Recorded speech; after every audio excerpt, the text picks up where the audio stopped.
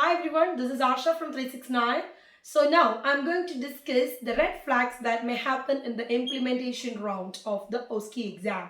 So APIE, Assessment, Planning, Implementation, Evaluation. Here in the implementation station, the candidate will be administering medications for the patient.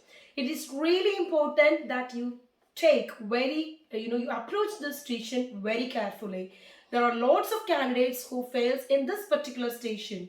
So today we will see what are the red flags that usually candidates do in this particular station, which is implementation. Okay. So there can be certain traps. First of all, as I always say to my students, please maintain effective communication throughout with the nurse and with the patient and not with the examiner. And the next thing is you have done the ID check as a pre-procedure check in the implementation, and when you come back with your medication, make sure that you do a second ID check very strictly. Along with the second ID check, please make sure that also check the allergy status of the patient. If the patient states that he or she is allergic to something, double check whether he or she has a red wristband in his or her arm. This is very important. Now, moving on to tip 3 or a trap 3 is coming with the drug chart, which is the drug chart documentation. So make sure that you clearly document whatever you have done. If you haven't given a particular drug, maybe because it's unavailable, you can see always a code on the front of your drug chart. Put the code, state the reason at the back. Okay, please do not forget to do this. And please do not sign your drug chart before you give the drugs to the patient. You should sign and date it only after the patient takes it. Okay, if the patient refuses it, obviously you can document that, and again as I said, you can document the reason in the back page.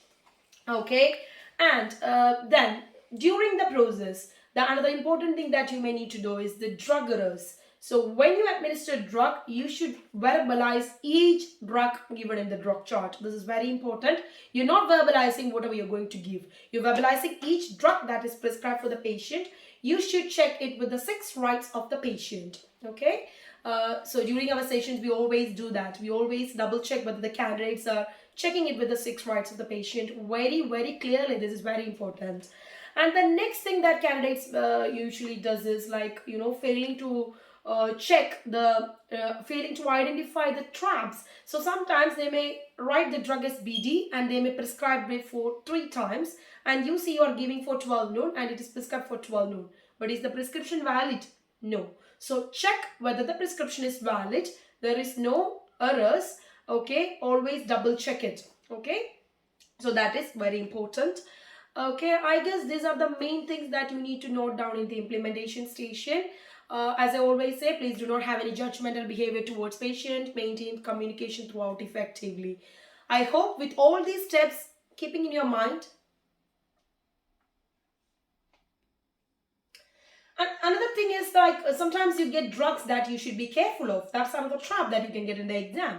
So if it's a digoxin, for example, digoxin is prescribed for 62.5 microgram or something. What do? You should check the heart rate with the assessor. So when you dispense or before you dispense the tablet, ask the assessor, what is the heart rate of my patient? So if the assessor say it is 45, you cannot give that medication. So here, done and there itself, please state the code and then state the reason. Okay, that is important. Whereas if the assessor say 82, please give the drug and then sign it after the patient takes it. If it is like a bisoprolol or ramipril, if that two comes together. So bisoprolol is 10 mg, ramipril is 10 mg, and the patient's blood pressure is a little bit down, like 92. You are confused. You don't know what to do because these two are high dose blood pressure medications. If you are in doubt, please do not give it if you are in doubt. Please tell the assessor, as a newly qualified nurse, I'm not sure about this, so I'll make sure that I check it with the doctors or with my senior staff before I administer it. Drug errors are most of the times irreversible. So if you give a drug to a patient and if then you verbalize to the examiner, assessor, sorry, I shouldn't have done that, you will still fail the station because this is an irreversible error. I hope this was useful to all of my candidates who prepare for the OSCE exam. So please do practice very well. You can be trapped in the implementation station. So for further details, please contact me directly. Happy to help. Thank you so much and bye.